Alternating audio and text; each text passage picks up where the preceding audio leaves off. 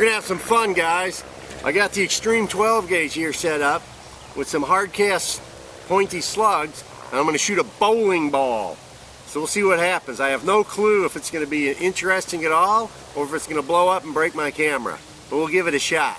4,500 PSI with a, well, I'll tell you what the grain is later because I don't remember, to be honest.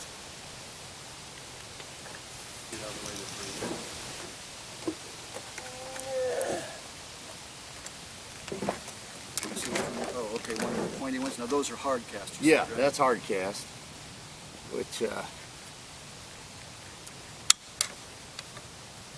I'm not a big believer in hard cast, but for this type of situation, why not?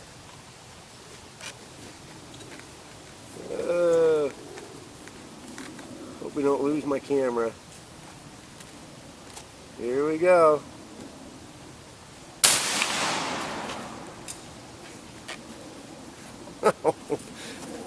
Let's go take a look.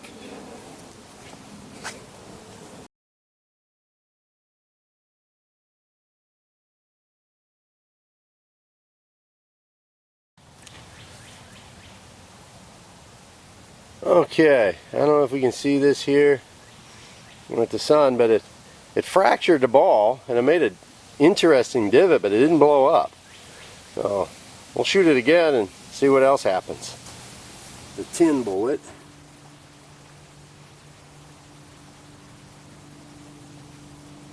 Hopefully I can hit this.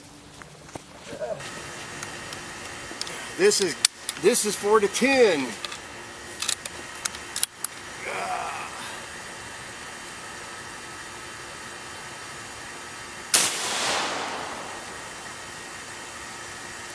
Let's go check it out.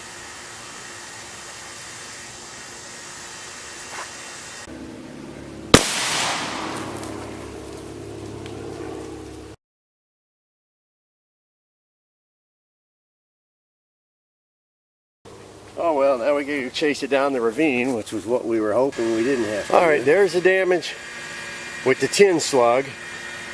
And the tin was 488. So I guess bowling balls got fractures and cracks where there's the two bullets that we shot. The pointy one on the left is hard cast, and the big hollow point on the right is solid tin, which is really hard. These bullets were screaming, but you can see the bowling ball's got cracks. The solid did more damage. I don't know, you can't see with the shade on it, but it's got cracks in it. Best $1.50 at Goodwill I ever spent. Okay guys, in conclusion, that if you had to live off bowling ball meat, you'd probably starve.